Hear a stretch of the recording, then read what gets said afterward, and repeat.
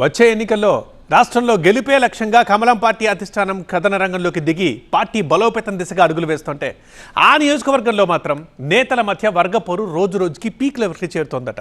రాష్ట్రంలో ఈసారి ఎలాగైనా బీజేపీ జెండా ఎగరేయాలని ఢిల్లీ పెద్దలు చెబుతుంటే ఇక్కడి నేతలు మాత్రం అందుకు భిన్నంగా వ్యవహరిస్తూ రచ్చకెక్కుతున్నారట.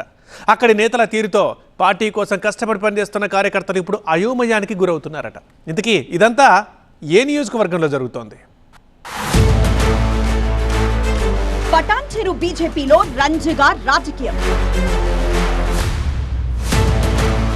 అంజిరెడ్డి వర్సెస్ నందీశ్వర్ గౌడ్ అన్నట్లుగా వార్. రెడ్లకే పెత్తనమా, బీసీలకివ్వరా అనే ప్రశ్నలు. పటాన్చెరు బీజేపీలో కొన్ని రోజులుగా నివురుగప్పిన నిప్పులా ఉన్న అంతర్గత విభేదాలు ఒక్కసారిగా బట్టబయలయ్యాయట. నియోజకవర్గంలో పార్టీ పట్టు సాధించడం పక్కన పెడితే నేతల మధ్య ఉన్న ఈగోలు పార్టీ గ్రాఫ్ ను దెబ్బతీస్తున్నాయనే విమర్శలు వ్యక్తమవుతున్నాయట.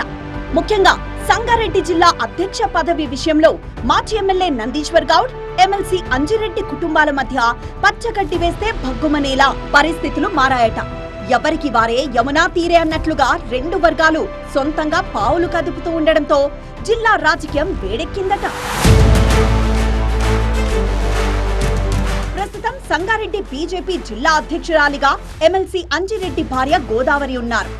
గోదావరికి మొదటిసారి అధ్యక్ష పదవి వచ్చినప్పుడు అంతా సజావుగానే సాగిపోయిందట.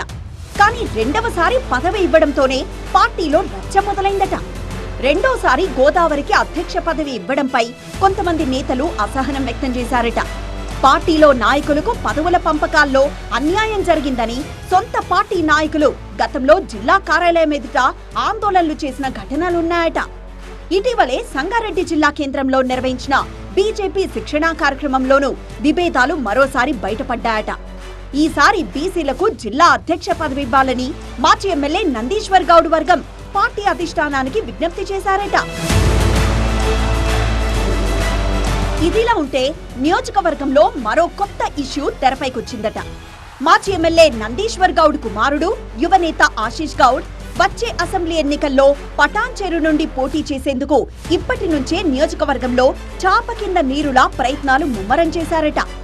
తండ్రి నందీశ్వర్ గౌడ్ కి ఆరోగ్యం సహకరించకపోవడంతో వచ్చే ఎన్నికల్లో పోటీ చేసి గెలవాలని ఆశీష్ గౌడ్ ఇప్పటి నుంచే క్షేత్రస్థాయిలో పర్యటనలు చేస్తూ తనదైన వర్గాన్ని తయారు చేసుకుంటున్నారట.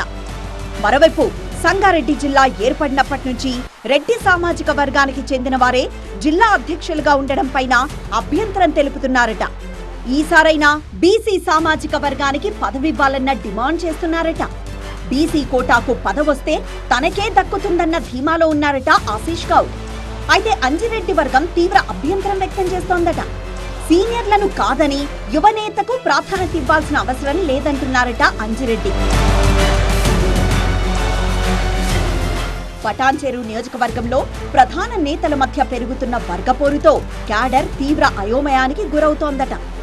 ఏ కార్యక్రమానికి వెళ్లాలో, ఏ నేత వెనక నడవాలో తెలియక తలలు పట్టుకుంటున్నారట. అధిష్టానం వెంటనే జోక్యం చేసుకుని ఈ వర్గపోరుకు బ్రేక్ వేయకపోతే వచ్చే ఎన్నికల్లో పార్టీ భారీ మూల్యం చెల్లించుకోక తప్పదని అంటున్నారట స్థానిక కమలం నేతలు.